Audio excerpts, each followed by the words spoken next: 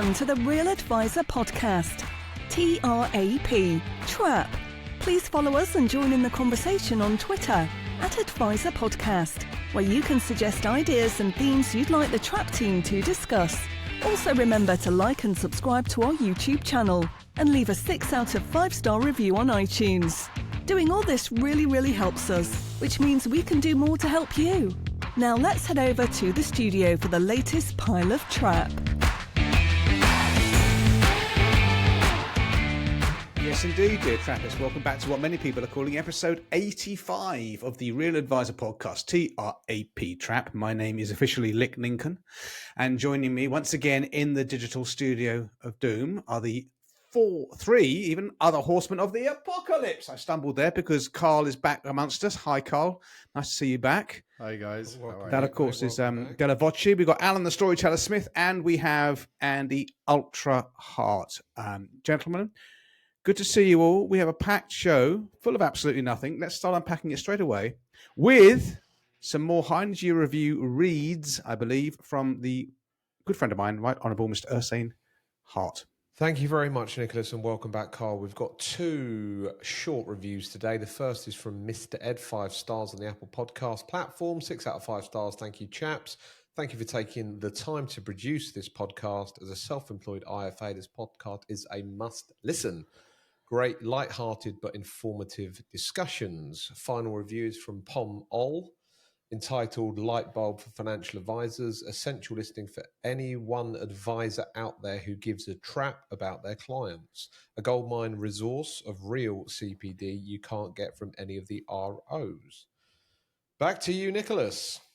Great stuff. Thank you for the reviews. The text was so small on the slate. I thought it was Porn Ol, but it's Pom. Okay, that's Thanks, Nick. That was bugging me.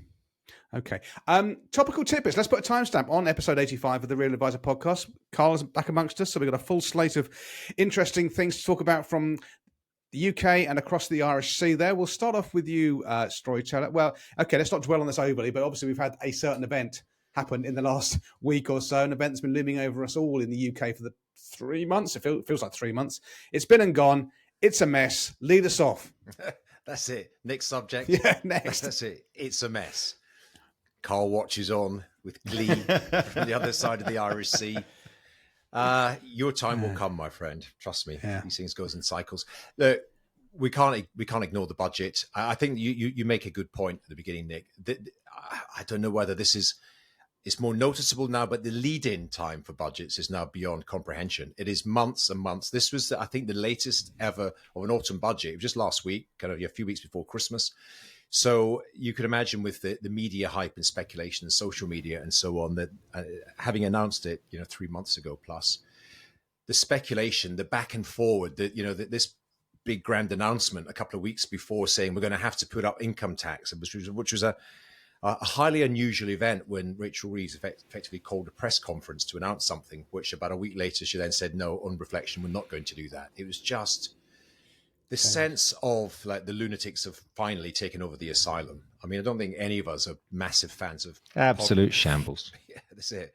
I think any of us are massive fans of politics in general, but it just seems that we're plumbing new depths on a weekly basis right now. Just the sense of lack of control, lack of clarity. You can have your views, for or against particular, tax raising methods or the reasons behind it. But I just think, I know that running a country is not the same as running a company, but if any organization was run with the kind of shambolic approach that the current administration in the UK has done, the share price would have collapsed, the CEO would have been fired, the whole thing would have just been, the free markets would have found people out, but within a political environment, you don't, and we're locked into this for years to come. Look, in terms of specifics around the budget, it was a little bit of a nothing burger in some ways. There wasn't any significant dramatic. It felt to me like death by a thousand cuts. There were actually lots of relatively smaller things which compounded together tend to make most people, most business owners, most hardworking people makes their lives a bit harder, a bit more difficult. We can talk about some specifics if you like, but things like dividend tax rates going up, which will impact 3 of us on the call directly. Once again, it will impact us. It impacts your clients. Yep. As well, business owner clients. Mansion tax. The as I exclusively predicted on the last episode, the salary sacrifice limits severely curtailed also impacts certainly me, colleagues, and many of our clients. And this thing, honestly, if you could make a pig's ear out of something, this is what's been done. The cash limits in ISAs, cash ISAs, which apply in cash ISAs, but not if you're over 65. They don't apply. So you're and right, you can. But now this, and I just immediately said, well, you can hold cash in a stocks and shares ISA anyway, or a money market fund. And the latest thing is, oh no, we're going to look at that as well. How they're going to police that, I've no idea. It's the ISAs should be really simple. There's a tax-free savings vehicle that people can just chop money into. You don't They get were a tax once. rate They going in. were. Yeah, they were. But now you've got all these things. And by the way, just to add on the latest kind of complexity about Bitcoin ETNs, which is a whole other mess of, you can put these Bitcoin ETPs into an ISA, but only until April next year, when you can't put them in anymore. And if you've already got them in there, what do? Do you have to take it out? Do you sell to cash? You can transfer them to something that I've almost never heard of. Innovative ISAs. Have you seen these? Yeah, I've heard of kind them. of real weird and wonderful things, which were originally designed for crowdfunding investments on a tax efficient basis. I know we're going to come back to crowdfunding later. Anyway, it couldn't be more messy if it tried. And literally for the tax raising that a lot of these various things which have been created by the last two budgets, the amount of tax they raise is relatively small overall for the level of administration, monitoring. The cost of administration. The mansion tax, so-called mansion tax, is another one. Properties valued over, I think, £2 million. Kicks in at 2 million. At least all the homes in Watford are safe. But that's right. But right where I live, that's an entry-level apartment, isn't it? So it's going to, but I think, but the administration of that, you've got to get all these properties valued. And imagine the arguments of people saying, well, mine's only worth 1.9 because, there's going to be an absolute bottleneck of prices around the 2 million, even though it's only $2,500 extra a year. But what they will do later on is they'll reduce the limit, and then it will kick it over $1 million, and then a few houses in Watford might be caught up. But so for the level of administration complexity and what have you, it just seems overkill. And the only other thing I would say in this, when you look at all these measures, I do think, now that I pay more attention to this stuff, that they're always just keeping their eye on the bond markets because of the amount of debt we've got. And if you put interest rates up, for every 0.1%, 10 basis points on an interest rate, it costs us millions and millions and millions in servicing the debt. So they've got to appease the bond markets who view, the UK and every country as a credit risk. And so they're going to say all these things. But I've noticed that a lot of these new innovations are phased in, not coming in for years. I think one of them, can't remember which one, is 2029. Is that the mansion tax? Quite a few. Yeah, 2028, 2029. It's they're leaving a ticking time bomb for the next administration. Well, that's what I was thinking. The next administration should just say right now, politics. We are going to repeal all this and get the pain. No, now. I think, Alan, what they're going to say, they're going to reform. Is that what they're going to do? I think they're going to reform. With a capital R, Nicholas. I'm not saying anything about capital R's. I'm simply using the word reform. They're going to reform. It just looks like the next few years are going to be tricky.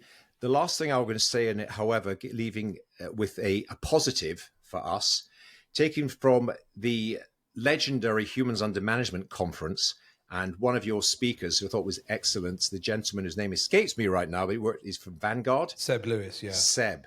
And he effectively said, well, what Rachel Reeves and the government have done have just doubled the value of financial advice. Because all of a sudden, when things are super simple, to be fair, there's a lot of DIYers think, well, how difficult can it be? I'll chuck money in an ISA, I'll put money in my pension. There's no real complexity. I'll buy some index funds and away we go. So I think the technical aspects of navigating your way around, saving, accumulating, and then particularly into retirement planning, income generation, estate planning, there's a lot of complexity. Therefore, the value of advice certainly is much, much greater than it has been in the past. Agreed. And come here, the launching of the leaking of the budget before they stood up in Parliament, that was a nice touch, wasn't it? Shambles. Absolute shambles. Like that just. And these are the people who want us to have digital. So poorly, doesn't it? Like they want us to have digital ID. Oh yeah, we'll trust you with our digital ID. No thanks, it's not happening. Yeah, you're all right. All right. Yeah. As you No, were. Okay. Actually, it is, Carl, from an outsider's viewpoint. I know, but trying to be as impartial as you are, I'm assuming that anyone looking on at the UK right now is just scratching their head and saying, "What's going on in this once mighty nation?" What do you think? What's the view from Ireland? Yeah, no, look, it is. It's like, but we've just lost our Minister for Finance, Pascal O'Donoghue, he's moving to the World Bank, and he was an absolute brilliant Minister for Finance. And we're a little bit nervous as to, well, who are we going to get next? Because imagine if we got someone like they have in the UK, so it's, you just... Rachel Reeves might be looking for a job soon, so you never know. Yeah, no, we're okay, thanks. But look, these things do go in swings and roundabouts. It's the economy stupid, as they say, but it just seems, I think you've touched on it there, right? Everything is just getting more and more complex. And if it gets more and more complex, oh, well, I'll do this strategy here because I'm a successful business owner. But geez, if I do that, I'm going to be caught over here. Here, I'll just move to a jurisdiction that's pro-business. And that's just, will give me some tax breaks if I bring, jobs, if I add to the economy. And it's a little bit of a laughing stock, guys. And I'm slow to say that because God knows we were for a long, long, long time. So, having said that, it's definitely a case of too big to fail, and it's definitely a case of you're down in the depths at the moment. The only way is up, and I'm sure up is where you will go. Okay, all right, good stuff, guys. It is what it is. Let's try and stay upbeat. Now, Carl, you're back with us after the very sad passing of your dad, and you can bring us up to date with what's going on at the Irish, because you normally have a scandal or two. Speak to us, Don't my let friend. us down. Yeah. Is this the Coinbase? Yes. Scam? Yeah. So the last time I was on, I was extolling the virtues of Coinbase making cryptocurrency, bringing it into the mainstream, and it's not going to go away, right? And that was part of something I said in the Topical Titbits. And then I said, and you got to go and look at this interview that the Coinbase CEO did with one of the Collison brothers. And then the next day, I caught this news broke. So Coinbase were fined by the Central Bank of Ireland 21.5 million euro for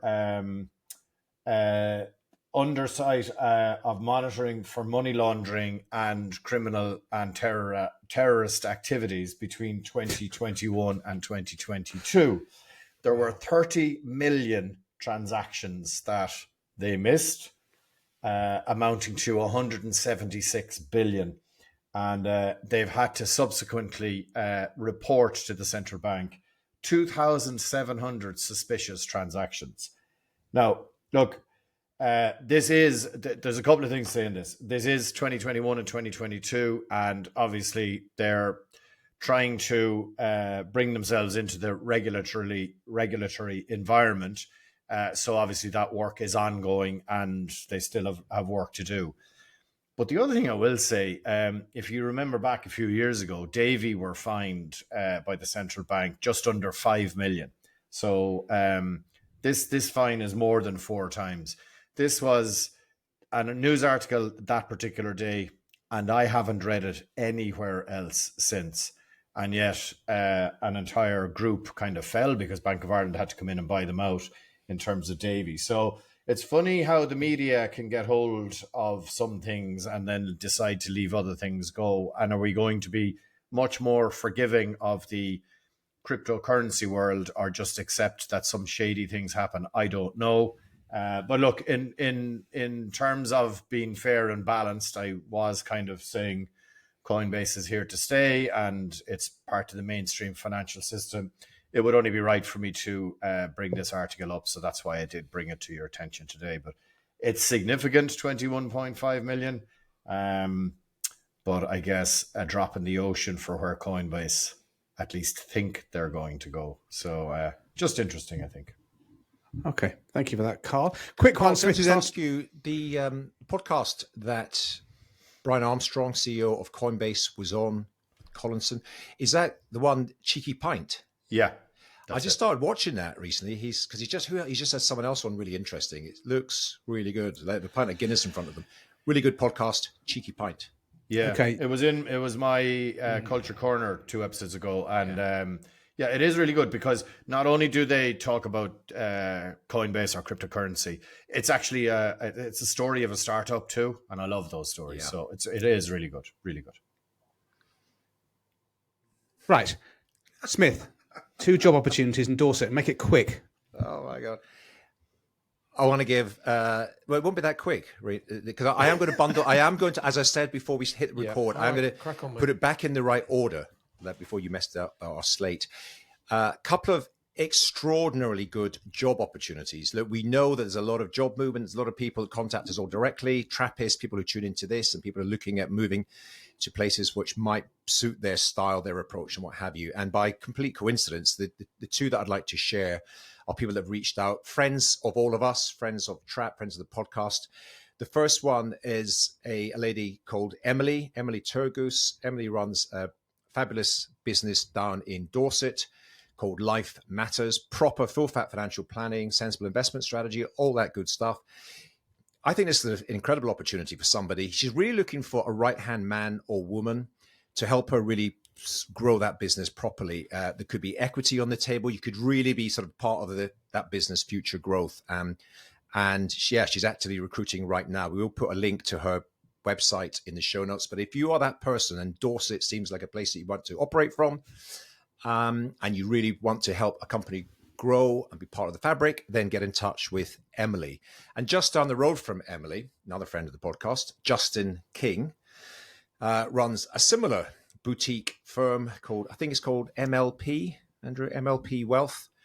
He's looking for more of a trainee financial planner. So if you fit that role, you're a trainee financial planner, you want to get into a really good firm, learn and be mentored by the likes of JK, who is an absolute legend for those who don't know him. Check out his podcast, check out his website. He's definitely one of the good ones. So that's a great opportunity. And just tying all this together, Nick, so I'm bringing forward something I was going to mention later. This is we've touched on this in the past, but this is a huge thing for us in the Trap community now. I think what's happened is through our conversations, there's a lot of people, generally quite younger financial planners up and down the country, that find themselves working for companies that don't necessarily fully embrace the virtues that we espouse: full fat financial planning, evidence-based investing, or at least a thoughtful investment philosophy, and so on and so on.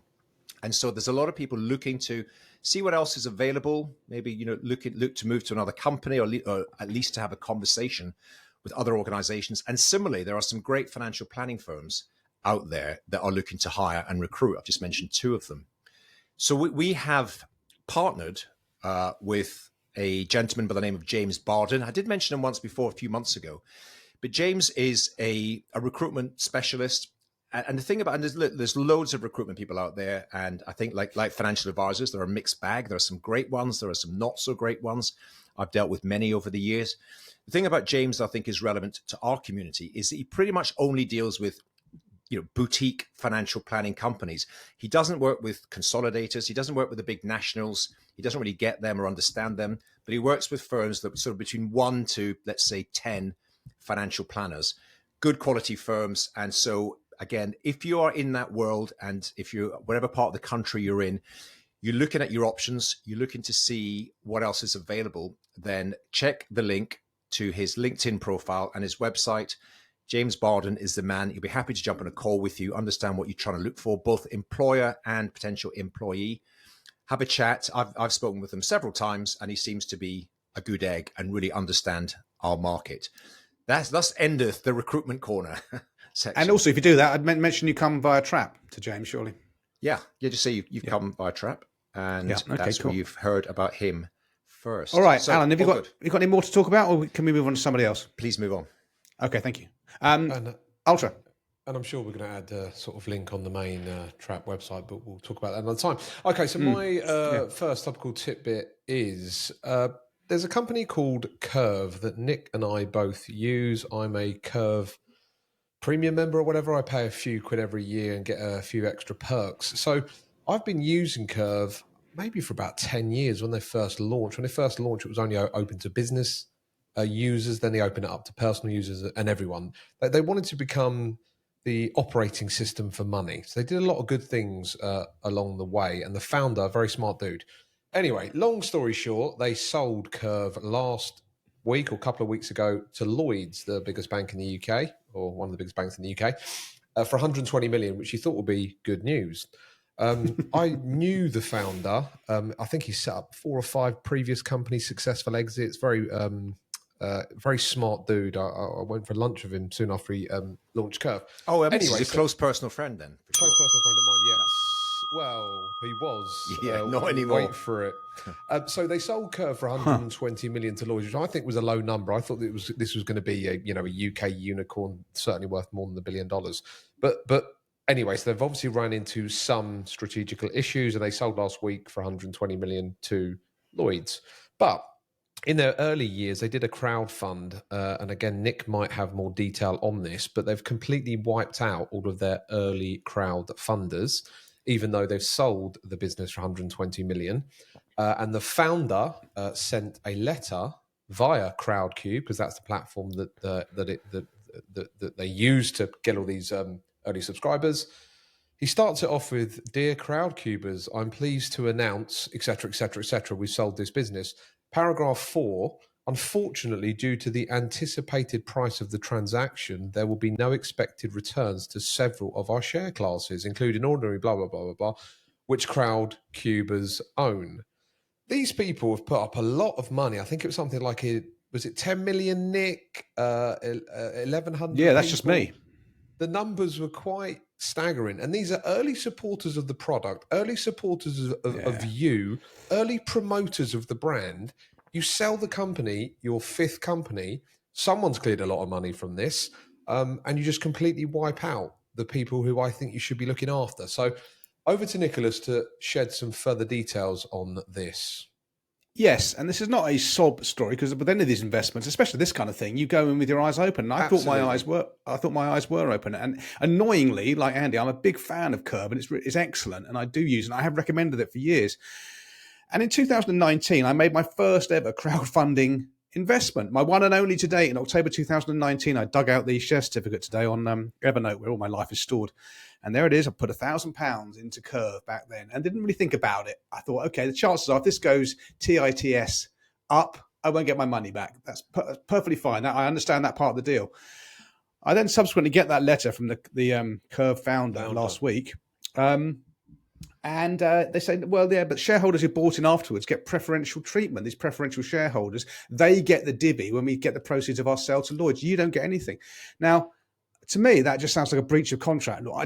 I was totally prepared to write this off if Curve ran out of money, didn't get bought, and just failed. That's absolutely the risk I took. I did not understand. I don't think anyone would understand that you can have a subsequent investment by shareholders who get preferential treatment, and it just apparently there is some law group forming around this. Financial engineering. Yeah. It just seems wrong. It just seems totally wrong. I don't get it. And you wonder why people in this country don't invest, right? They think the stock market is risky. There's a general culture of these things, just don't touch them. And I kind of know my stuff on this to a degree, and I feel a bit stupid about it. But it just seems wrong. And I'll say it for the final time, I was totally prepared to have this money go, whether it was 1,000 or 10,000 or 100,000. It's the principle. If Curve failed, that was the risk I took. Curve has been a success. I was an early investor in the company. I've been an advocate for the company. And I get nothing. It's and you still use the product every single day. I mean, yeah, it's a great product. Annoyingly, I want to slag off the product. I can't. It is a great product, but it just. Do you want the good news or the bad news? That letter should have been. The good news is we've sold. Yeah. You're safe. You're safe. You're still thinking about the bad news. You're still thinking about the bad news. Look, anyway, I don't know what you guys think about it. Go on. We chatted about this. This is not the first one that's happened. Remember, famously, Brewdog had their equity punks, as he called it, did a crowdfund raise early on, and they've also looks like they've been wiped out. There's a common reason for this. Curve, for all their successes, if you look at the history, because they obviously you got a crowdfund to get you going early days, and then you go into like institutional investments and then raise money. You get your VC money come in. You get all these big ticket people writing big all checks. Preferential. And they come in. I mean, I don't know too much about Curve, but I did know the Brewdog story because the founder of that was a guest on my award-winning podcast, James Watts, and we talked about this a bit. But when they took their C round, D round, their further round of fundraising, they get these big, kind of, and this is where, institutional investors are a lot different from retail punters. They know what they're doing. With Brewdog, the institutional investors demanded an 18% annualized return before anything else was going to get paid out. So until they got their first 18% compound IRR, nothing else. And Brewdog didn't do anything like that. The underlying business with Curve just wasn't as successful. They thought it was. Yeah. What did they sell for 120 million? Yeah, peanuts. Right, they've raised 250 million. They've raised way more, yeah. Exactly. They've raised way more. So basically, if it wasn't for the further raises, which were done buying preference shares, so in other words, we're going to get first dibs on anything, then they wouldn't have raised it at all, and the company would have gone bust because their burn rate, it obviously wasn't particularly well managed, despite all their early successes. Their cash burn rate. Did you get your lawyers, Nicholas, to look at the T's and C's of your huge investment in 2019? Yeah, Bungle, Shark, and Bilmy are on it now. Let's hope you want to have a word with them. Yeah, but if I get that point, Alan, but if that is the case that we sold for 120, but actually we raised 250 million, so we're underwater really here. Yeah. That sentence, I read the letter because you sent it over. That sentence would be very helpful in that letter. Because when I read badly framed, because when I read the letter, I went, "Karma's a bitch, baby. You deserve whatever is coming to you." But if the guy lost, if the company lost 130 million pounds, then yeah, I can get it. I get it now way more than the conversation we had on WhatsApp with the sure, but then he could have been a bit more he should have descriptive around that. That's a PR disaster for him. Well, it's also a PR disaster for crowdfunding. Full stop. I'm never going to crowdfund again. Why would you? Except that. Why would Well, you? sorry, the two of potentially, arguably the most successful crowd raises in terms of the initial numbers they did, Curve and Brewdog, both have had successful outcomes, and the crowdfunders have been wiped out. So yeah, even the success stories. Why would I ever invest in a crowdfund? Correct. That's my point. Yeah. Oh, sorry. Okay, very interesting story. Final point on that: the early not Crowdcubers, early investors via Revolut have been insanely successful. Again, I'm not 100% sure about the detail, but it's something like £2,000 would now be worth over $1 million. So there are obviously a few outlier success stories in there just to... The Revolut guy has moved to the UAE, is that correct? Yes, that's correct, Carl. Yeah, first round VC in that invested 1.5... He looked at Dublin, but he discounted it. The early stage VC in that invested £1.5 million, and it's now worth 6.5 billion. Yeah. Some not a bad return. So the early investors did really well. So thanks. Right. Let's move on. Smithy, Fab, not Thunderbird's Fab, but Fab with two B's. Yeah, I'm the poor sod or sap that reads all these industry surveys and things. And there's a couple come out in the last couple of weeks, and I just skim through them. I have got links in the show notes to, and they are quite interesting. This most recent one is from a consulting firm that I think Next Wealth, I think they're called. Next Wealth. Heather runs it, and they go out, they survey advisors, they survey the market, the community. They publish this stuff just to sort of get a sense test to see how our advisors are thinking. So I don't think there's anything in these surveys because we're all pretty close to the action day to day. There's nothing that's dramatically surprising, but there's a couple of things worth mentioning from this most recent review and report they've produced. In terms of IFAs across the country, that whereas there was, and we all know about this, there was a lot of M&A activity in the past driving growth. The vast majority of firms are now parking that, are not participating, are not looking to acquire businesses. Maybe, it's part of the cycle. Interest rates are high. It's not necessarily the best time to be buying businesses. So organic growth is the way that firms are going to, grow their businesses over the next little while. Quite a lot of firms actually have no plans to grow. I do always find this quite interesting. 26% of firms are saying, no, we don't necessarily want to grow. But of those who are growing, organic growth is the driving force. Get this, technology confidence is low. So despite high AI adoption, about 50% of advisors are now using AI, but predominantly just to record meeting notes. That's the kind of low-hanging fruit that we've all seen, but not much more than that. Everyone is still dissatisfied with the fact of the lack of joined-up technology. Nothing speaks to each other still, and people are working through 3 or 4 different software systems and trying to rekey things. That still isn't quite fixed yet, and that is confirmed. Come bits about regulation, consumer duty, bits about client segmentation, consumer duty. But the last point I'll mention, what I did think was quite interesting, and again, we've touched on this in the past, client aging demands growth to maintain sustainability. So client bases are aging. 34% of the average client base are 65 or over, and 9% are over 75. So what's that for? Nearly half of the clients of advisors in the UK who subscribe to the survey are effectively in retirement. So the demographic profile presents a material threat to long-term business sustainability, with some firms calculating they need around 15% net new revenue simply to offset withdrawals and expected client loss through death. Interesting, right? So 15% compound just to stand still because half your clients are now in retirement and drawing down, gifting, dying. It's worth a quick browse, that report with all the data that sits behind it and the number of people they spoke to. But that's none of that is hugely surprising, but it's interesting to see that's the. It's hugely surprising that 26% of firms said they don't want to grow. Well, they have no plans. They have no specific. Everyone gets a few referral calls a year. Right. Yeah. Actually more. It depends how you interpret this. 51% intending to grow clients' assets under management. 51% intending to grow.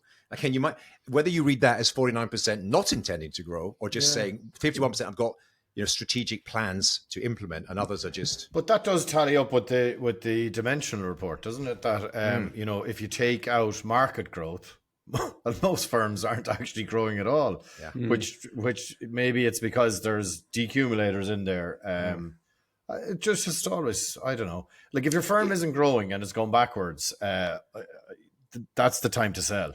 But here's where you get into the weeds of this. It depends. So so your firm is growing, Carl. You've got strategic objectives. You've got goals, targets. You're investing in marketing and all sorts of things. I've seen this a lot. There's a demographic of IFAs, not looking at you, Mr. Lincoln, but who have got a healthy client bank. There's enough revenue to generate to make profit to satisfy them, and the phone rings often enough every year to get half a dozen new prospects and clients, pop them in, which replace the ones who die or move away or whatever. But there's no significant, focused strategic growth plan in place. It just happens by default, just by being around. And I think that represents quite a high proportion of the marketplace, actually. Established, mature businesses that get a few referrals. Yeah, what do you think, Nick? Nick? Well, look, Carl, Alan, can you lower your hand, please, Carl, and then I'll come in. Yeah, no, look, I know that like Nick does have a strategy, and the strategy is to as you were, and we'll pick off a few referrals as they come in. But 49% of firms, right? I don't know how many solos there are, but like these are firms. These are people with more than one solo advisor on his own making. We don't know that, do we? Carl, the data specifically, 50% of the regulated advice business in the UK are solo advisor. 50% or 49%. And maybe that matches. Maybe that maps across. I mean, technically, I'm a firm, aren't I? I'm a limited company. I am a company. So I think it will be a lot of solos in there, Carl. Okay. Well, then that makes total sense, yeah. I mean, the devil's in the specific questions and what the specific options and answers were, obviously stating the obvious. Maybe I'll check the report out. Thanks, Alan. I do find with a lot of these reports, they do these findings, and you're thinking, can you just qualify that a bit for me? Because there's a lot left unsaid there, and it's you can't really. The solos. I'd like to see the breakdown of the answers from the solos versus. That's what I mean. Yeah, exactly. Yeah. That's like a key.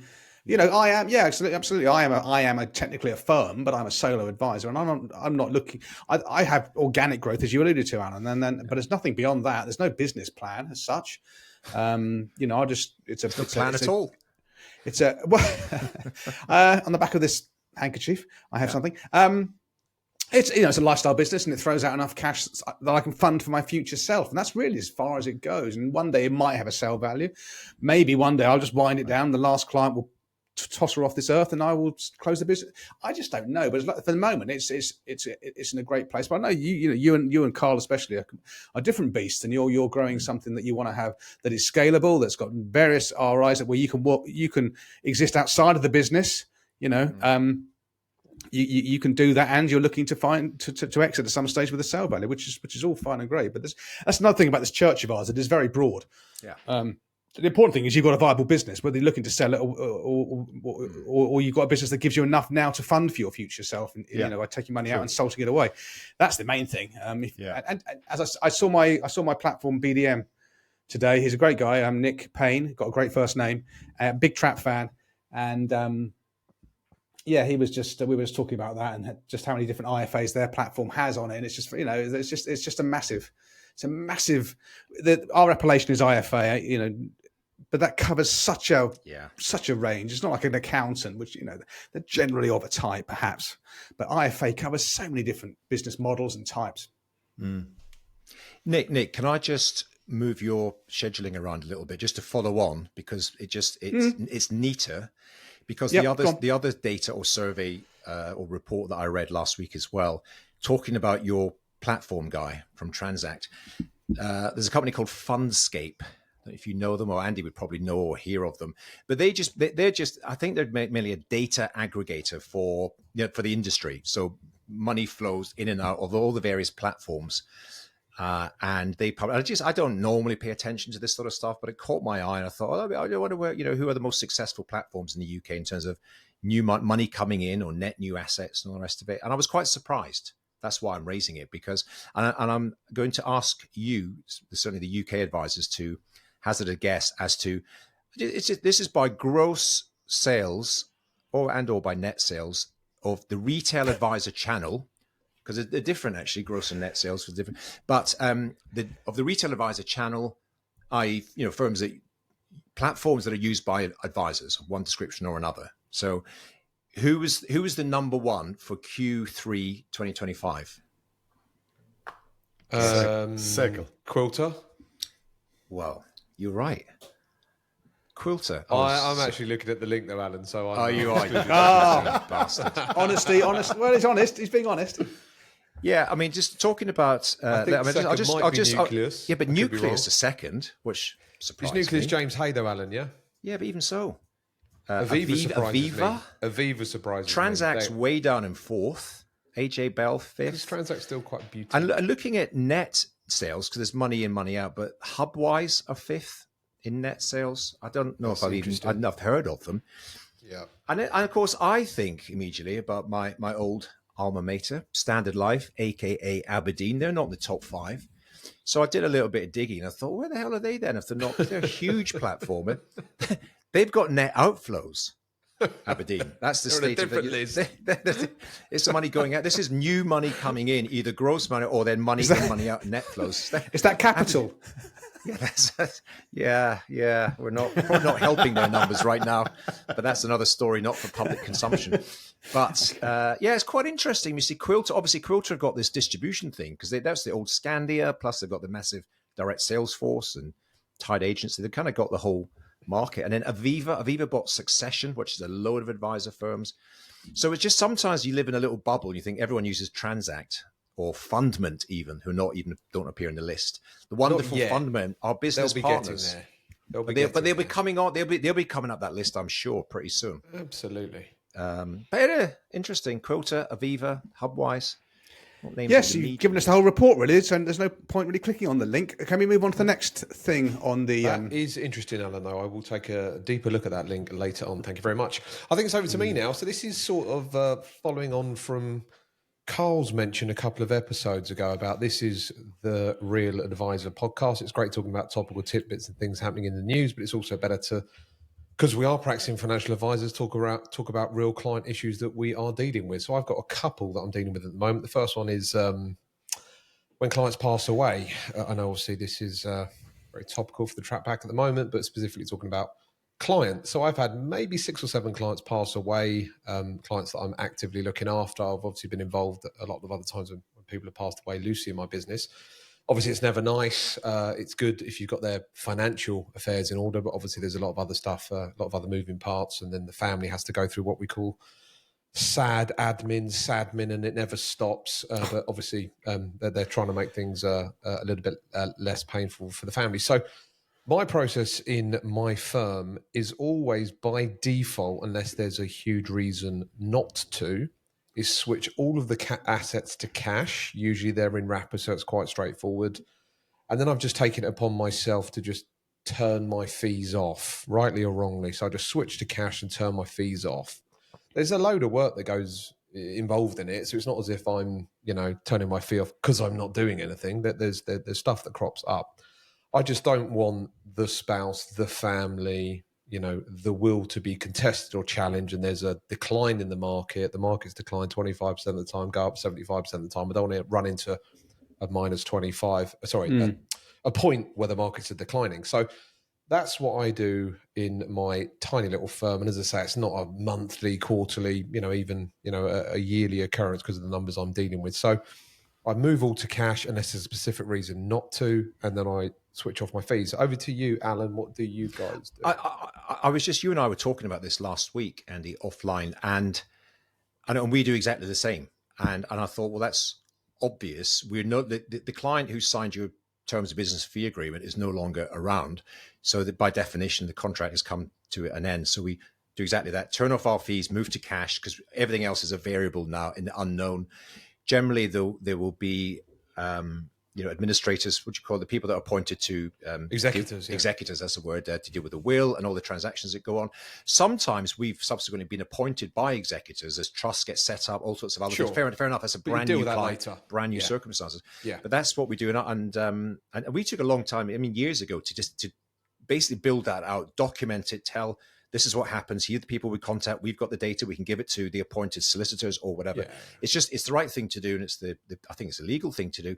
But I was just surprised because we've heard on the grapevine of other firms who just don't do that, who just kind of carry on, wait for instructions, carry on receiving fees for the ongoing, non-advice, effectively. Which that must be some sort of breach of certainly consumer duty and treating customers fairly. But it's good to have a documented process anyway. I don't know what the legal angle on it is, Alan. I'm sure we could probably, from a legal point of view, still charge a fee. I'm not sure what the big other players do, but yeah, that's another point. But people will say, well, I'm still doing work. I'm still doing work for it. So I get it. And if people want to continue their fees, it's absolutely fine. I haven't got a problem with it. It's just the stance I've taken.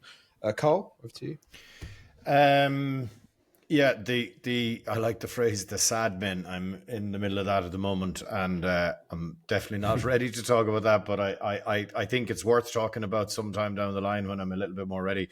Couple of things, like if you have a husband and wife, and the husband passes away, but they're both clients. That's what's happened. So do you still turn off the fees, even though So just wondering, just putting it out there. And then the second thing. Real life experience here, boys.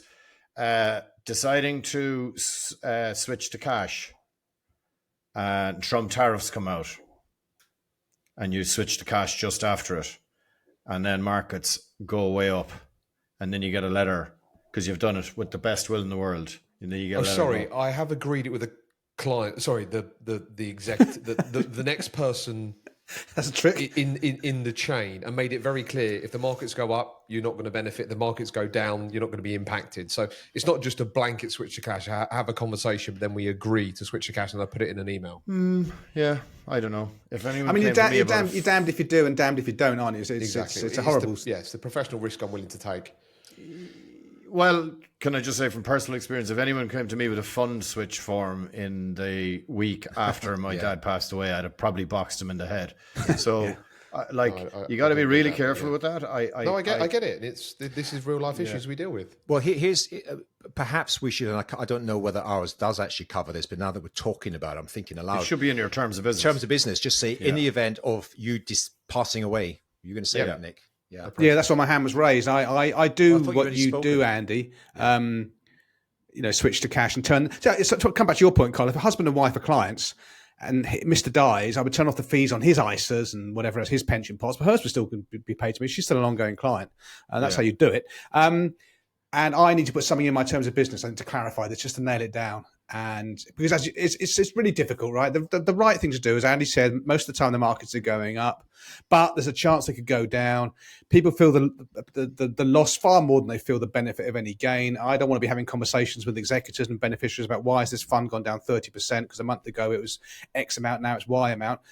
Lock it into cash, and I might just lay that out in my terms of business, do it automatically, so I'm not sending the bereaved, emails where you say, Carl, they could trigger someone to pick up the phone and call you a variety of unpleasant things. So, but it's very difficult. And on the IFA forum, there was a long chain about this, and so many people have got different approaches. Look, like anything else as well, it's important. We're going to be talking about phrases that we use in financial planning. Like, we're going to be hopefully partners with our clients, forever. And so talking about some of the, not at your first meeting, but as you develop your relationship with your client over years and years, bringing this up when they're perfectly well and healthy and all that, that's the time to bring this stuff up. And we had a case last year, maybe the end of the previous year, where the husband passed away and everything pretty much was in his name, and he was a very wealthy guy. And there was a problem with the grant of probate. And the wife effectively was left with no cash at all. But on paper, she was worth many millions. So there is an element of catering for that, because we had it 2 times, right? Whereby if the wife had a solo account with maybe 100 grand in it, right, just money to see her through the next year and a bit or whatever, because death, unfortunately, there's a comment I'm going to make later on. When life goes in transition, money moves. It's a very expensive time, actually, and I had been told that by clients before. I now know it for sure. It's very expensive. So having these separate accounts set up in each partner's own name, not joint accounts, where some financial institution go, oh no, we need your dad's signature on that card, and you're going, well, you can't have my dad's signature clearly on that, but it's a joint account. Oh yeah, so you wouldn't. The admin, Andy, I'll come back to that in due course, right? It's just unbelievable, and there are a few things I could and I will advise people to do for sure. Okay, me first, and then we'll close off with you, Ultra, on this.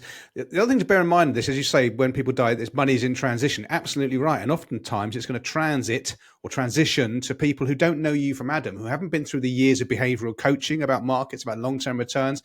These could be nieces or nephews of the deceased who are promised £100,000 because that was the valuation when their uncle died, and now are getting £75,000 via Nick. What's this Nick Lincoln done? Why is it down? They won't understand it. They don't even follow the stock market. You're suddenly getting all these people into play into your orbit, and all they see is my inheritance has gone down. Where's the lawyers? So that's another reason. Now, there's a massive degree of arse covering in that, but we live in an arse covering world. That's another reason I think you should be going to cash and just nailing down whatever the value is, because you're going to be dealing with people who are pissed off, who don't know you from Adam and don't know the good you did for the deceased and don't care. They just had this figure, they've anchored on it, that's going to clear the mortgage, and now you're coming in with something that's 25% lighter, 30% lighter. No thanks. Ultra. That is another logistical thing, Nick, because there needs to be a value on death. So again, I want that to not fluctuate as such. If my executives are listening, please never move my portfolio into cash. I'll be spinning. I'll be spinning. Ignore my advisor. I'll be spinning up there. Can you imagine? Can you imagine the thunder? The thunder. Push the cash button. If there's any compliance people listening, compliance departments, functions that know this a little bit more inside out, it'd be great if you could maybe contact us. Go to therealadvisorpodcast.com and leave a comment. Any comments will be greatly received. I think it's now to Carl or Nick, or we move. Yeah, just that's a really good. That we could have meat and potato. That's a really good topical tip there, Ultra. That's that'd be good to get compliances. But of course, the compliance we could have 5 responses that would all be massively different. Exactly. But surely continuing fees moving to cash. But surely, by definition, good practice they've seen. By definition, the contract has terminated. So therefore, you're no longer providing services. But not necessarily if they're joint contracts. Not necessarily. I think this is worth exploring more, guys, for sure. Yeah. Okay, right. Listen, we are at 50 minutes. Bloody hell, this is raced by 50 minutes. So far, we haven't had a falling out, which is a first. Wodge. Sorry, it's my second point. It's my second Oh, sorry, point, mate. Sorry, mate. Yeah, go on. Nick. So this is, again, another real-life issue I'm dealing with at the moment. I'm going to put this into the category of working with close family members. And again, how we straddle this. This is a case where this close family member clearly needs full fat financial planning. So it's not just a case of, I need to set up a small ISA. They need proper full fat financial planning, retirement income planning, full cash flow, everything sorted. And I was trying my best not to get involved. I hoped they'll be able to find a full fat financial planner to help them on this journey. So I sort of pushed it aside for a while. And then the other week they contacted me and said, I've been sent this report from another financial advisor, terrible whenever another professional looks at another professional's job. It's like asking tradesmen, has this kitchen been fitted correctly?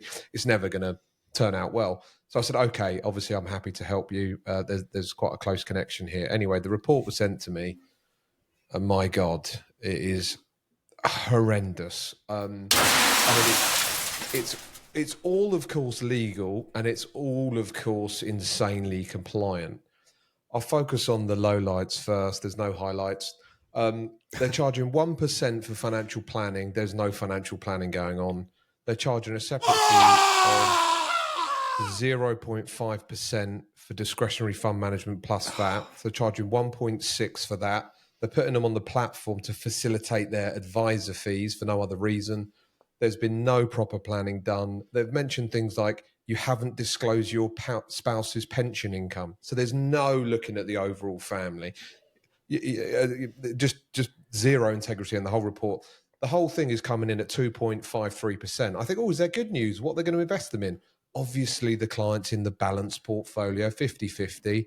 So the returns are going to be limited. The fees are excessive. So I'm now in a position where I have to help a very close family member, which I do most of the time. But in this case, there's a few other circumstances that I'm not going to get into, but I'm now going to have to step up. So they've been exposed to the sharks, and I've seen it with with my own eyes. And now I need to step in and assist. I work with, friends, mums and dads. I unofficially advise family members, but in this case, I need to get involved, take them on full fat financial planning, which is sort of a first. So that's my dilemma, and I've spoken about it to a couple of the boys on the podcast. So I've got their opinion on it, and they say, Andy, just you've got to get involved now and do it. So who's up first? Well, no one's got the hand. I'll quickly leap in. I think you can work with family members, but you've got to be really careful. And I think the danger is you think, they're friends / family. I don't need to go through the whole process with them. I think actually, if you work with friends and family, you've got to be more Andy Hart than you are with any of your clients. We've all got to be more of ourselves, more education, more laying down the law from day one, because these people will think, Nick will just talk to me in his normal, blah blah blah way. I think you've just really got to nail it down that this is what we do, this is how we do it, this is what we tolerate, this is what we don't tolerate. So you're making it clear to them that they're not getting any better or any sort of, in quotes, kinder treatment than clients that aren't linked to us by blood or friendship or what have you. I think you got to, if you go in and just say, I'll do that for you on the side, and mates rates, they won't buy in. There'll be a problem, and friends could soon become foes. But that's all. But it's a case by case basis. You just got to, and also just go with, as I say all the time, go with your gut. Yeah. There's something about your gut instinct that is invariably right. If you're getting a bad vibe about it, just say, I just don't think I can help you. I like you, mum. You're my mother, but this is not going to work. And walk away. Before she walks away. It's very tricky. It's very tricky. I have a funny story that I won't tell right now, but I might tell again. Yeah. It's like I won't do close family or friends myself. Well, I'm not advising anymore, but I didn't do them myself anytime over the last. But the firm did, Cole, yeah? Yeah, but the firm would. Good. Now, what I do, my sister was in recently, and one of our advisors, Ronan Quealy, did a fantastic job, and he's probably gone over the top to make sure he does a fantastic job, to be fair. Yeah, but this is the boss's brother who wants him. Not me. No, you do it. It's fine. It's fine. But I kind of separated a small bit, and that would be, I will tell a funny story. So this is the day of my father's funeral. A family member in his mid-80s said, "Can I have a word with you, please?" And I went, "Yeah, okay." And so this was after the lunch, after the burial and stuff. And we went outside, and he went, I had told him that Raisin.ie, do you remember the online bank crowd, that they were giving better rates? High right? interest, yeah. I should have said nothing, right? But I did. He was asking me at a previous thing, and I said, yeah, go into Raisin. And he did then. He was asking about setting up the account. I said, maybe get one of your daughters or something to help you with the online, because you have to do it all online. So all done. Delighted with himself, and he went into the bank. Now there are only 2 pillar banks in Ireland. It is one of the pillar banks. Said, Raisin.ie, if I was you now, I'd be very careful with that. That's a bit of a scam and all that kind of stuff. Which is disgraceful that one of the pillar banks would because the client is an older client, would sow this seed of doubt that, oh, Jesus, maybe. And then he mentioned my name, and said bank said, yeah, I don't know about them either. I was like, what? And you're telling me this the day I've just buried my dad a few hours ago.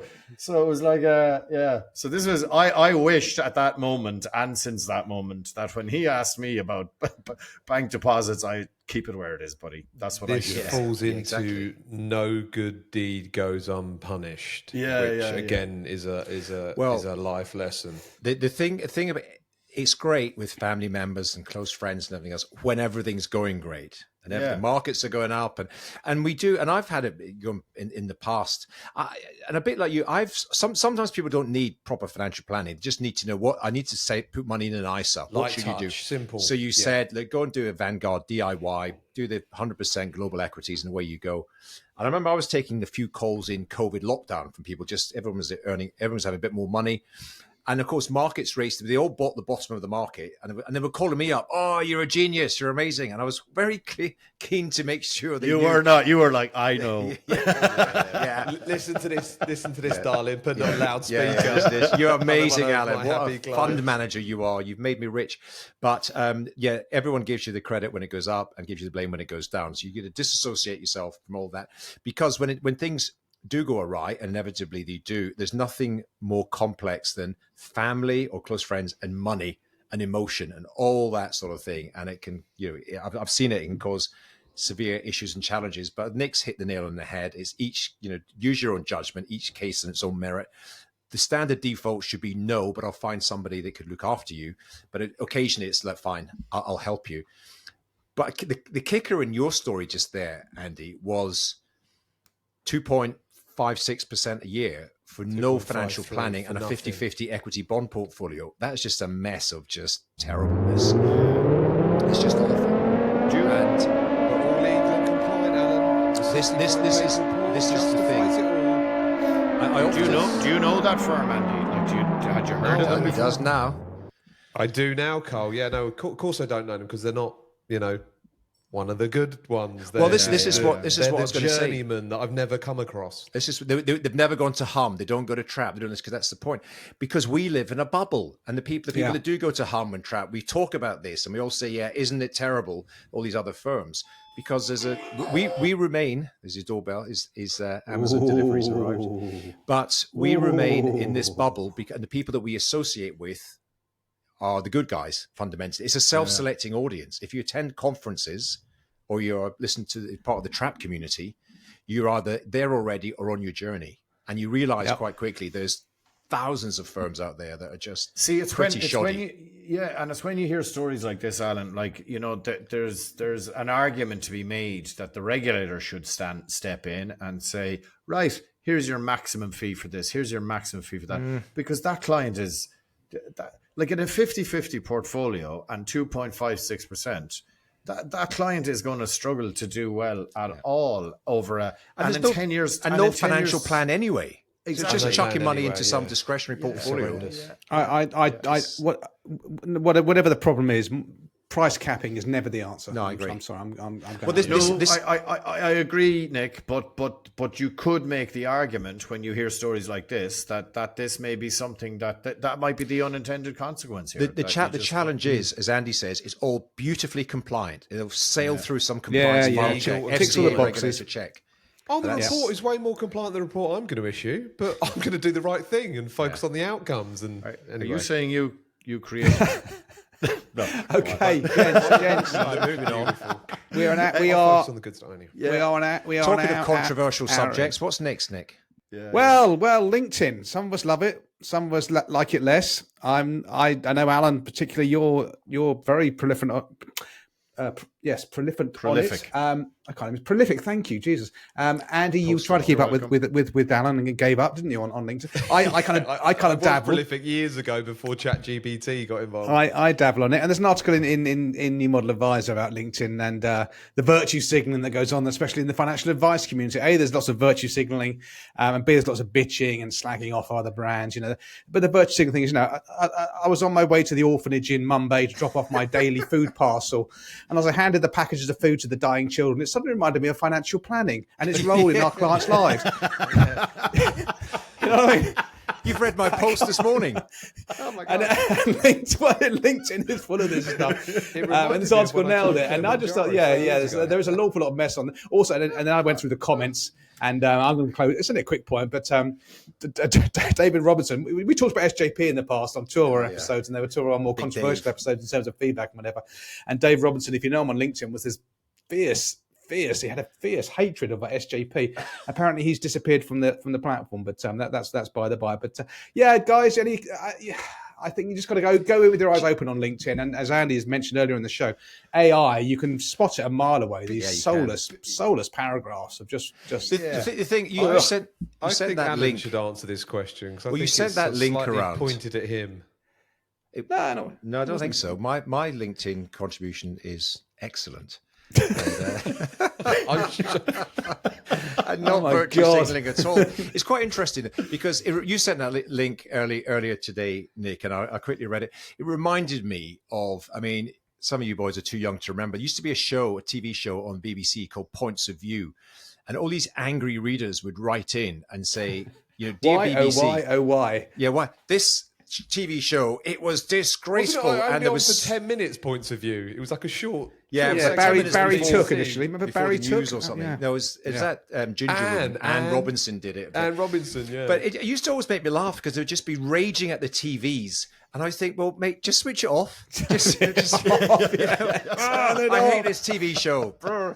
And this was a bit the same. The thing about if you have spent any time understanding social media platforms, so I'm not on Facebook, not on Instagram, not on TikTok, but LinkedIn it can be quite a good one. But you need to curate. So I don't notice all these things particularly. The things there were in the article, people talking about, everyone who's showing off, because the point if you have seen a lot of these is because you've clicked and read them. So the algorithm will keep sending you what you've spent time reading. So I never read that. I see the heading of it and I think, well, I'm not going to read that because it looks like some guy's showing off about something. So unless it's compelling or interesting, so you're becoming a victim of the algorithm by constantly reading these things and then keep seeing them every day because the algorithm keeps sending them to you. You can mute, you can stop following people, you can just take control of your own feed. And frankly, I think LinkedIn can be excellent. Your close personal friend of mine and your keynote speaker at Hum, for example, Daniel Priestley, I think he posts some brilliant stuff on and video clips and what have you. So you can learn a lot. And don't get that was his book just arriving in the post, Alan. Oh, there you go. As if by magic, you think this was planned. That's Daniel's latest book, which you'll have to tell us about at Culture Corner next week. But there's people like that. There's other people that I follow that come up with just some good stuff. It's interesting. And of course, there's virtue signaling and congratulations to us. We've won this award and what have you. But, I would say get over it. If you don't like it, don't read it and just, it's curate a huge your marketing channel for me. And I know Carl was going to go next. Yeah.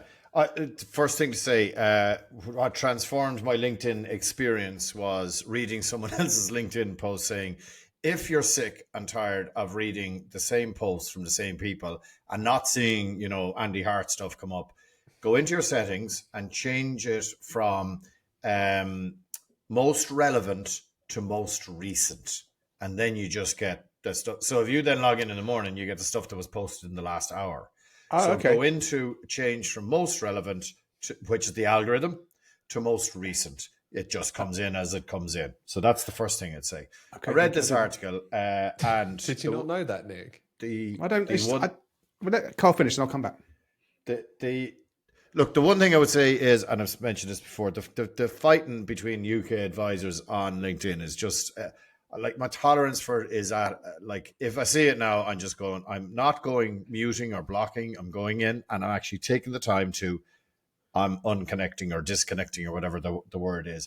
I don't want to hear it, don't want to see it. Because you know what?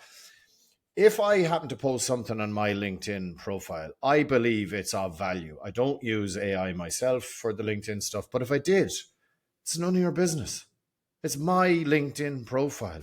Don't come into my messages and start telling me that I'm all wrong or that I'm... If you have a different point of view, go onto your LinkedIn profile. I'm searching for you now on it, Carl. I'm going to start commenting.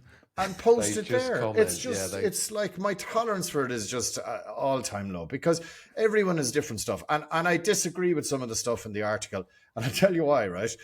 Last Thursday night, we were the lead sponsors of the Cleaners Foundation annual Christmas Gala Ball. I'm waiting for the pictures to come in. And when they come in, I am posting it on LinkedIn. And I'm going to say it is an honor and a privilege for us to be the lead sponsors because we spend a shitload of money helping a really brilliant cause. And I have clients and prospective clients out there who will be able to see that, hey, here's a firm who are living their values. And that's news that I want to send out over a professional network. So, and if you don't like it, tough shit. I know, move just along. switch me off and move along. So, yeah, I think LinkedIn is brilliant. It's free marketing. I think it got me so many clients when I was only getting going. Yeah. And I like it now since I changed from most relevant to most recent.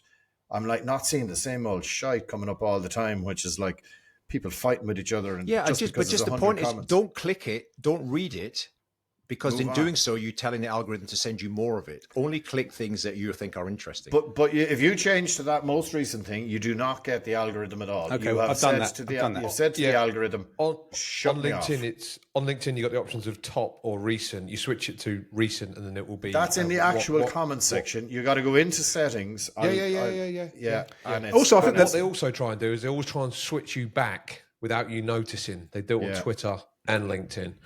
Anyway, and the layout's horrible as well. Like the comments, why have I got to load more comments? And just are the comments by the most recent or the anyway? Yes, yeah. I struggle with it, but it's a bit of an ugly platform visually. But if you guys are making good of it, good. If you're in sales in professional service and you're not on it and you're not using it, I'd be asking, well, why? It's a free marketing platform. Okay, I use it extensively now with mainly humans under management. Yeah, it's great, superb. Okay. Right. We've got Microsoft. Three more things to cover quickly. Storyteller AI checklist.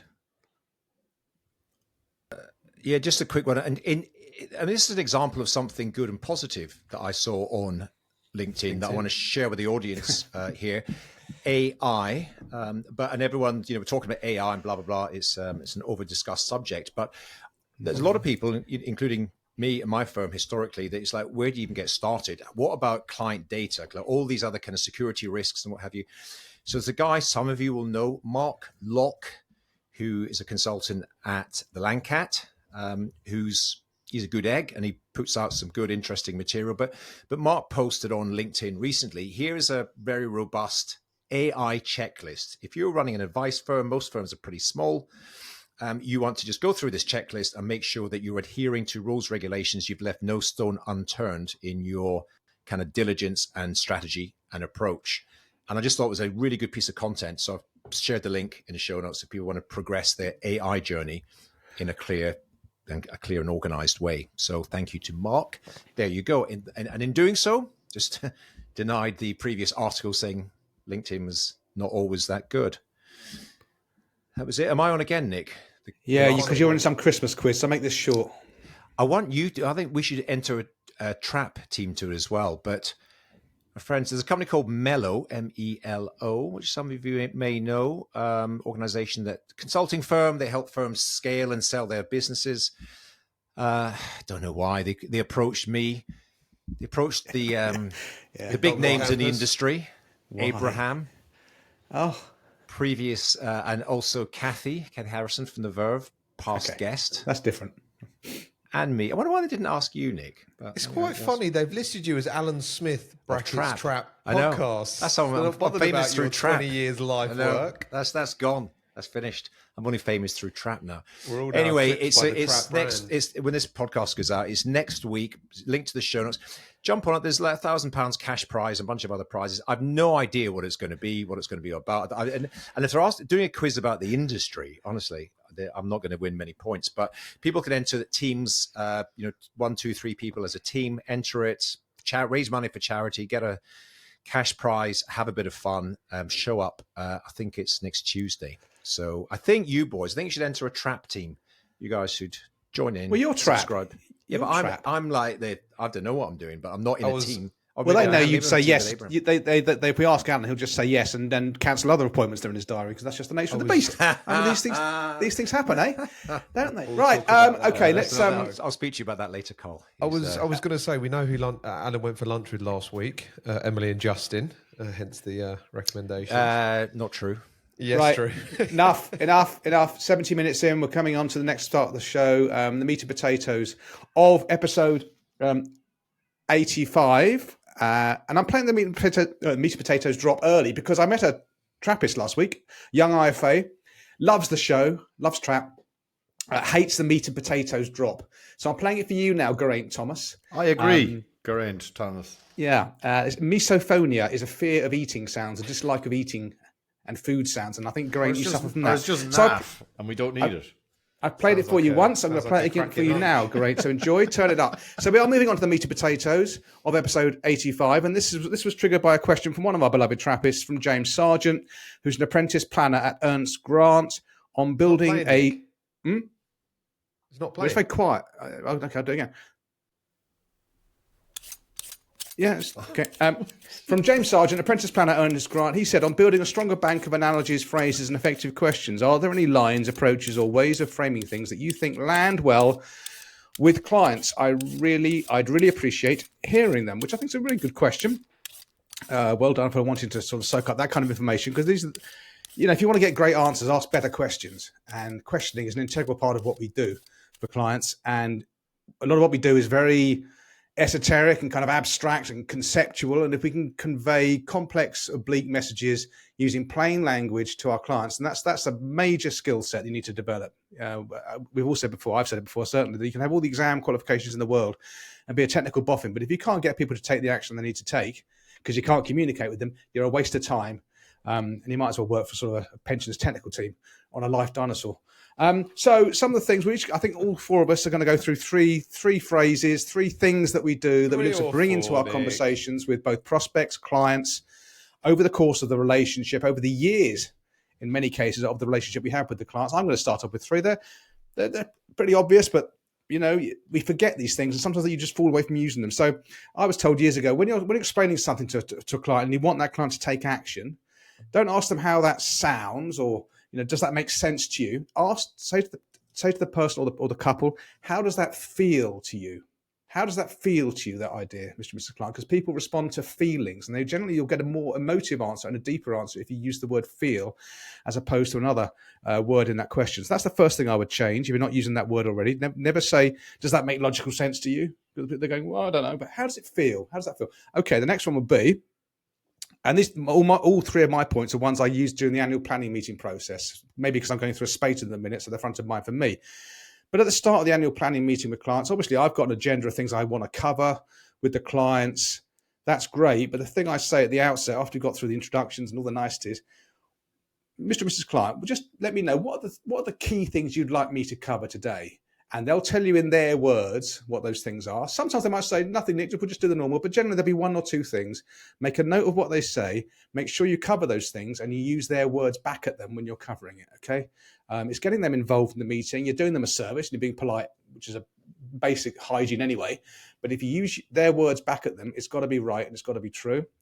And the third thing is sometimes when you're doing financial planning with clients, they're going to wince at the numbers. They're going to say, well, okay, I agree with the pretty graphs, Nick, and it's nice you got rid of all the red, but there's no way we can afford to do that. And my answer typically would be, well, you can't afford not to. But a nicer way of framing that is I say, well, these numbers look astronomical, but we've got to change the way that you think about money, because in 30 years' time, your future selves are going to thank you for doing this now.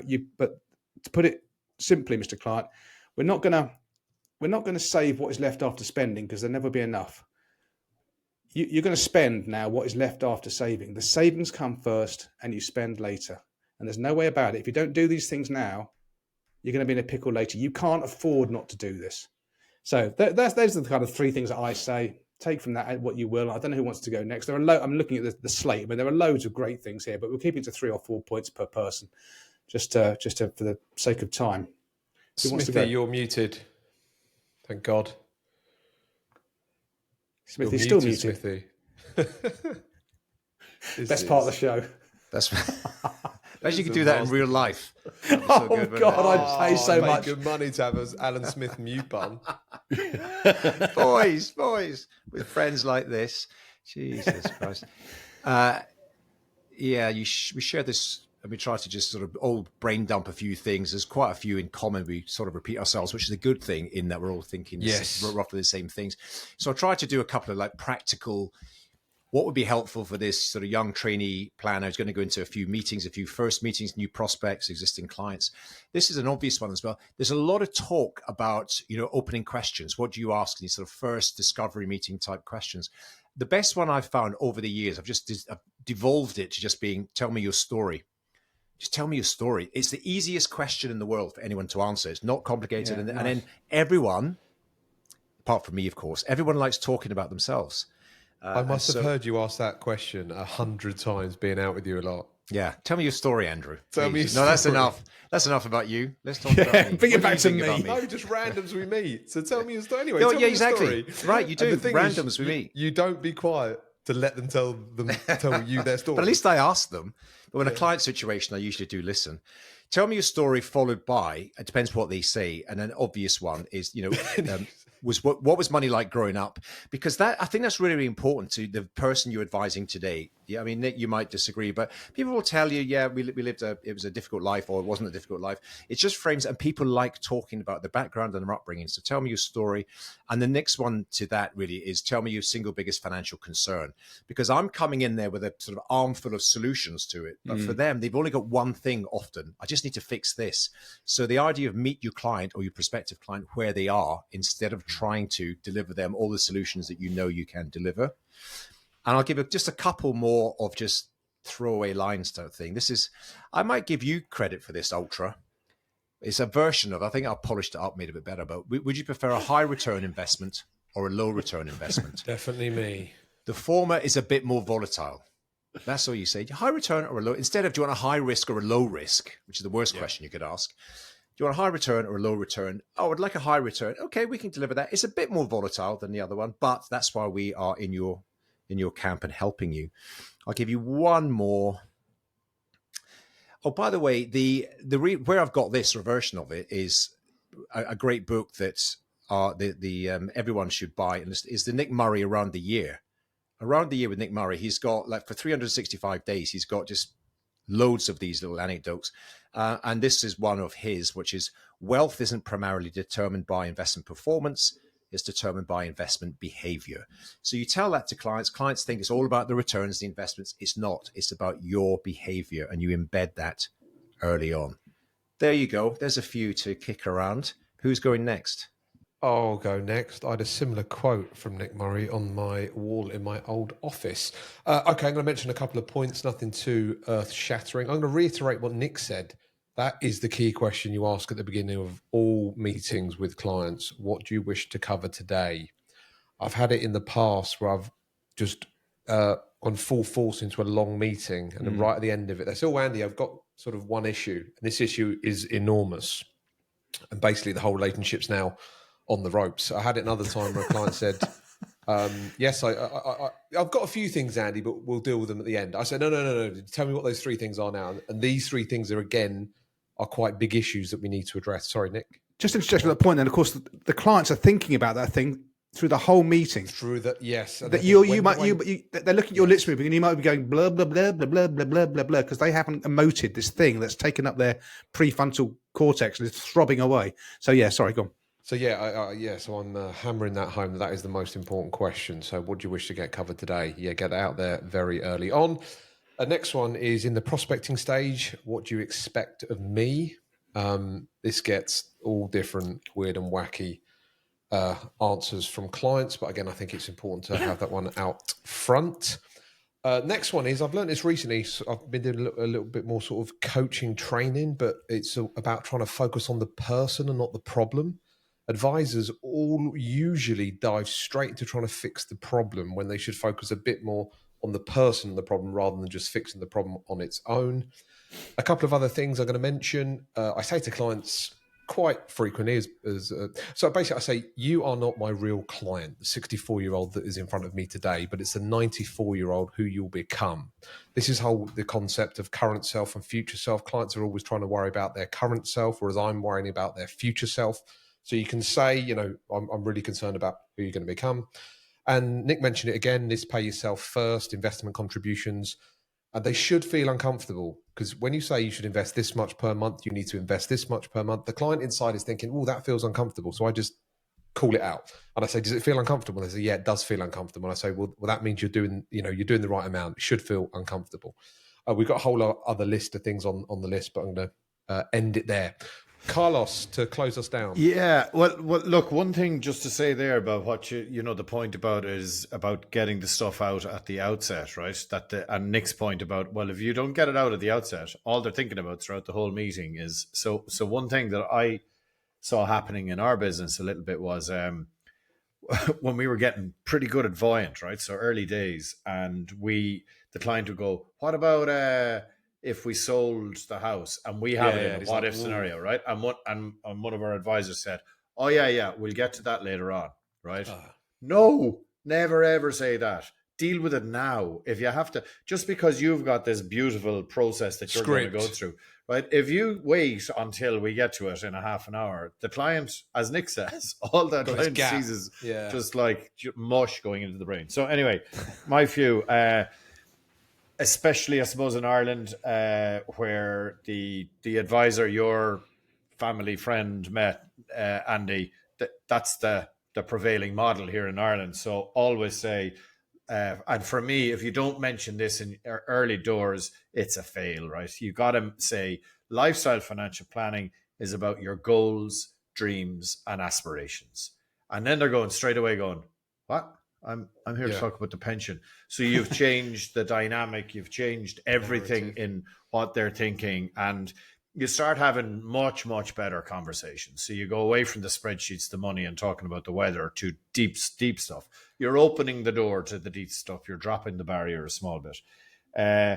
Job optional. Love that phrase.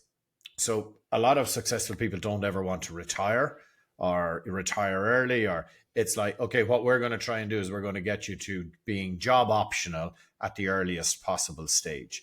And that allows you to have the option. So you're going to turn up to work after that point in time because you want to. I call it work optional. You call it job optional. Interesting. Yeah, my job option is much better. I wonder. Andy, it's not as if you're not stolen anything from me over the years, Carlos. So hashtag stick with the plan, right?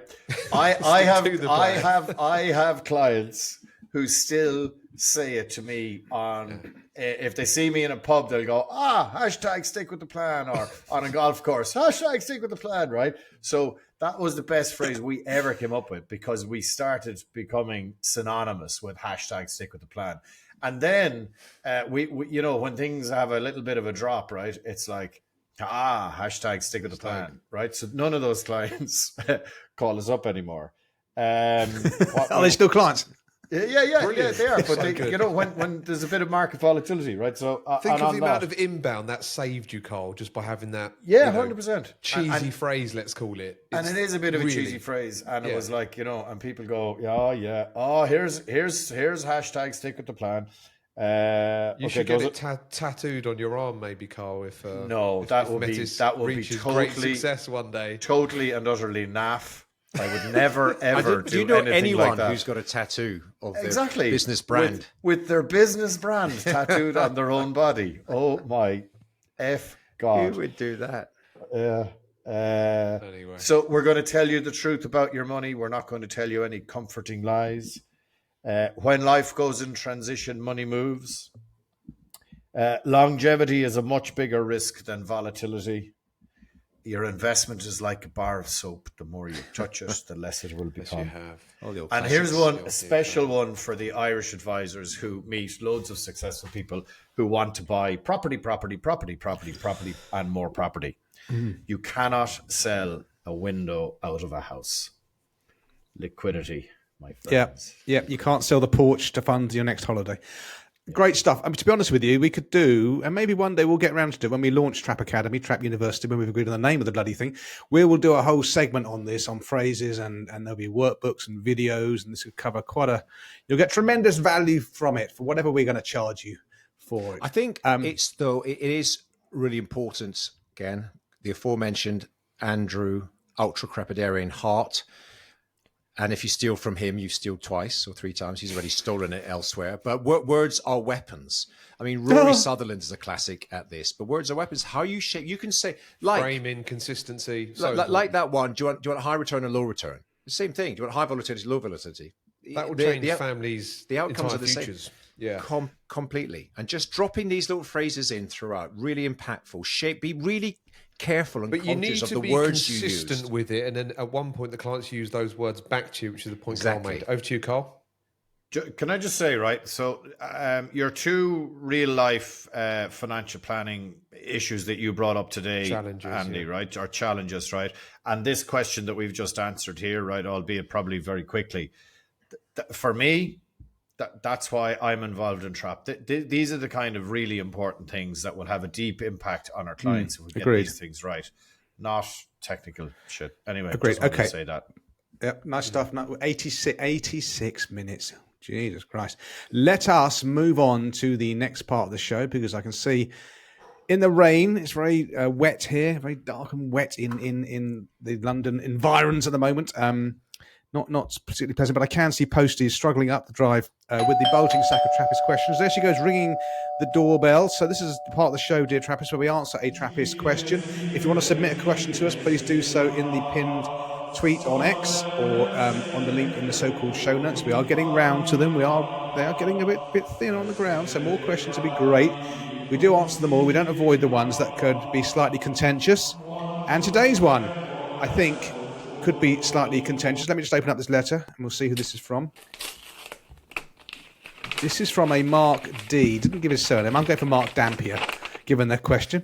Why do you guys stick with factor tilt so much as value and small cap when this hasn't worked for almost 2 decades? For example, there are very few small caps anymore as they are bought out by private equity and venture capital, and only list when they are large caps. Maybe when the facts change, you should change your minds. Also, adjusted for the higher ongoing fund charge that firms like Dimensional charge, do they still outperform? It just looks like evidence-based investing without the evidence. Smithy, you were going to take this one. I'll start it off. I think we all, to varying degrees, use dimensional fund advisors. They're not the only one who does this sort of thing. There are other asset managers also do it. It's a good question. To be fair, it's a reasonable question. It hasn't worked for, he said, almost 2 decades. Well, let's just assume that to be true. If it took 20 years is actually a relatively short period of time in the history of investment, first of all. There's been longer periods of that where small cap and value have underperformed broad markets. If you go back to the 1940s, 50s, I think 60s, there's big chunks of time, and it tends to always happen like that, big long periods of time.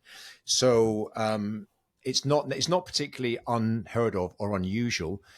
And you know, if these premiums just popped up every 3 or 4 years, there wouldn't be a premium. It would just be part of the market returns, and everyone could anticipate them, could arbitrage them. The point is, and they often talk about it at the likes of Dimensional, that patience is a virtue, because when they arrive in very lumpy formats, and all of a sudden, value stocks, small cap stocks are significantly outperforming everything else. But again, like everything, you can't predict it. You got to understand the basics, I think, of risk and reward. Investing in smaller companies, investing in value stocks inherently carries a higher degree of risk. In a pure market, you would expect to be rewarded for accepting that level of risk. Otherwise, you would never, ever do it. It's the same as equities tend to perform better than bonds, but there are times when they don't. But if you weren't rewarded for taking an additional level of risk and uncertainty, you wouldn't be worse. So the evidence still does remain. It remains over very long periods. The point that he's raised about small caps, they all get bought up by private equity. Well, that's part of a cycle. There are still thousands and thousands, tens of thousands of small caps. There's new small caps getting started every day that are growing, that are getting listed, that you can buy stocks in. So I'm not buying that one. And the sort of, the additional cost you might pay to allocate to these, you might do, but the additional premium and in terms of the investment return that you would expect will more than compensate for it. And I think with some of these companies like Dimensional and others, it's more than just the investment allocation. There are issues, if you spend time understanding it, about trading efficiencies, not market timing. There's a whole bunch of other things that they would do. I think the moral of the story that is you've got to be bloody patient, is the point. There is absolutely facts and evidence that support a long-term buy and hold for factor tilts, because you will get rewarded for accepting a higher degree of risk. That's how markets work. But it's not predictable in terms of the timescale. What are your thoughts, Carl? Yeah, all fair points. But I would say it's an excellent question and it's a fair challenge. And I would say that we have challenged ourselves at Metis about this very point. And we are probably, still kind of sticking to our guns on this. But maybe when the facts change, the facts change. What I would say is I think making a change away from these factor tilts now would probably be brain dead, bearing in mind that there's 7 or 8 or 9 different companies driving almost all of the return in the S&P 500. And therefore, if there is a correction, or they're talking about an AI boom to bust, then if you have these factor tilts, you're going to be in a much happier place. But I'm okay with being challenged on this, and I think it will be disingenuous to say that we haven't challenged ourselves on this exact point, because it's a fair question. Like, would we love if these factor tilts started showing some definite kind of premium return? Yes, we would. But bailing out of it right now, I think that will be absolute madness when you've stuck with it for so long. Yeah, Alan and Carl have covered most of it. Correct. It is a great question. So I also have an element to emerging markets. So again, just by the general global stock markets, or do you factor in tilts? The tilts he's mentioned are obviously small in value, and then also we've got the emerging markets. I mean, the essence of a well-diversified equity portfolio is there will be elements of it that are underperforming at different times, which shows that it is well-diversified. I'm still sticking with, as Carl says, on the long-term data, and Alan's alluded to. It would be sod's law, wouldn't it? When the facts have changed, we change our mind, then the facts stay as they were, as it were. So, great question. Over to you, Nick. For the sake of brevity, I don't have much to add to that. I use the fund choice that I used really for the point you made there, Andy, that it just gives me broad. It captures all the elements of the market. It captures all the dimensions of the market, and so I'm not taking. I want to take no bets.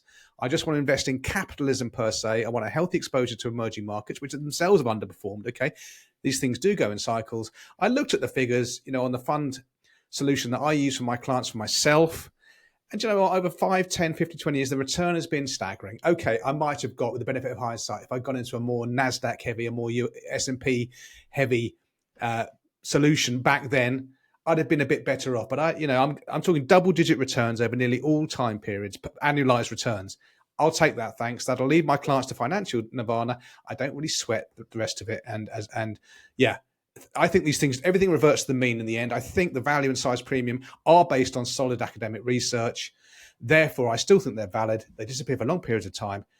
Carl said it. If you go out the dance hall now, you ain't going to get invited to the dance by that chick you've been following for months with those random texts you sent at night when you've had too much to drink. Is that just me?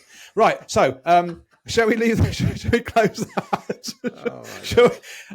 Shall we draw a line under that? Yeah, I think we should. Right. We are. Jesus, this is why I'm rambling. I'm tired. 94 minutes. Shoot me. Okay. Let's get on to the next part of the show, which many people call culture Corner.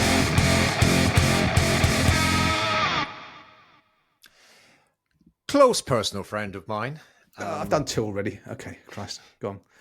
Carl, there we go. And known to many, I think, of the TRAPist community, Carl Richards, aka Behavior Gap guy. He's got a new book out. Did he send it to any of you boys? Did you get your copy? Yeah. Anyway, I got a copy.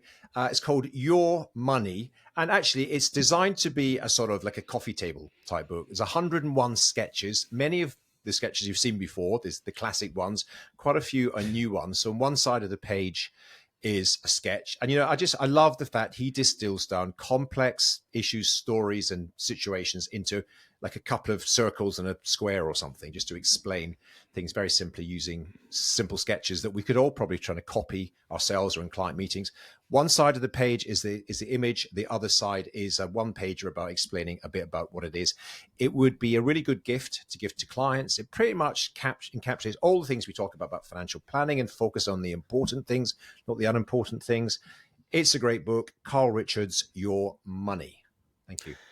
Great stuff. Thank you. My book, which I've almost finished. I'm in the denouement, and I know how it's going to pan out, so I can't say I'm reviewing this book without knowing the entire story. Is Meltdown: Scandal, Sleaze, and the Collapse of Credit Suisse by Duncan Mavin, not Mavin, but Mavin. So Swiss banks, a long sort of reputation for sort of probity, and it's where the quiet money goes, and everything's done. But the Swiss banking history has also got a very dark side. Think of the Nazis and the money looted from the Jews and so forth. But UBS and other banks, they generally have gone through those rocky periods pretty well and put the occasional scandal behind them. And I didn't know this quite, how riddled Credit Suisse was with scandals from the get-go. It's formed in 1856. It collapsed in 2023. And for nearly all of its history, there was one scandal after another.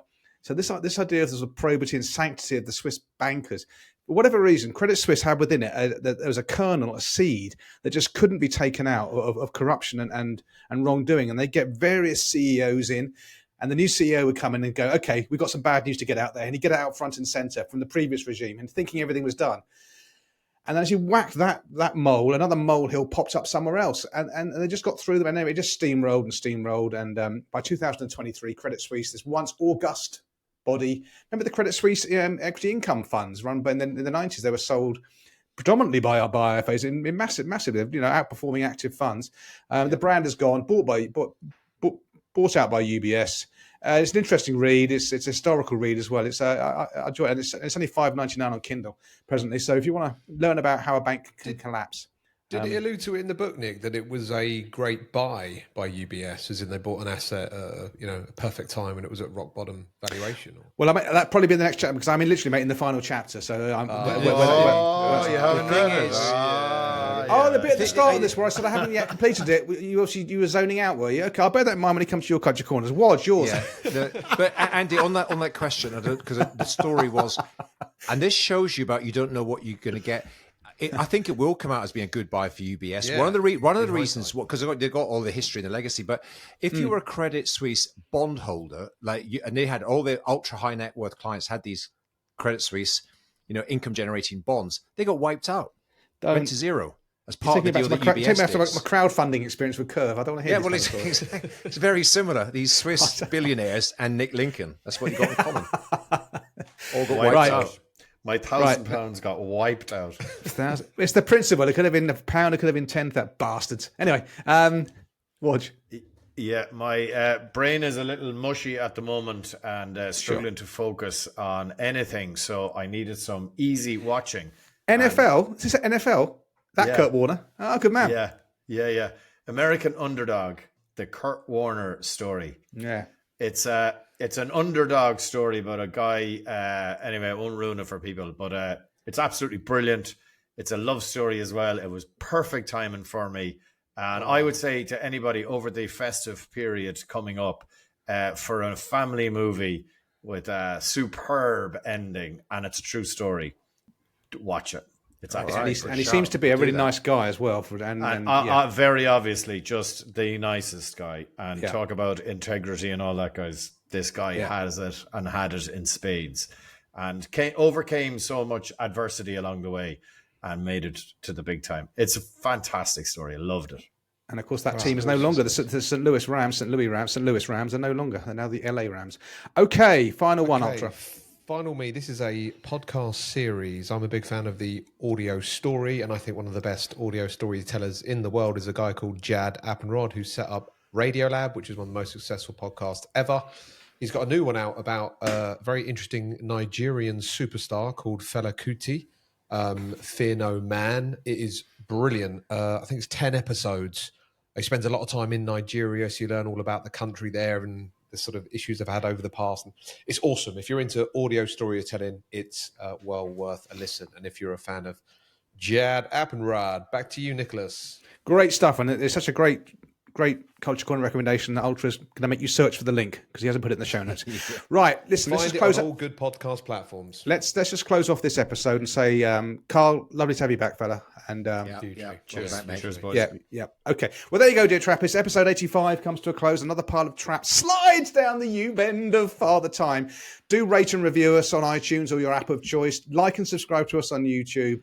It all helps the algorithm or something. I don't really know. I'm just winging it as I go along. But, dear Trappists, until the next time, from the Trap Pack, it's adios. Take care out there, and we will see you on the other side. Goodbye. Bye. Bye-bye. Bye.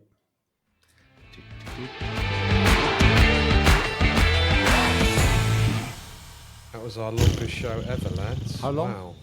1 hour 41. 41. Yeah. It's good. I thought. Should we take it to 2 hours? No. Take it to 2 hours? Never.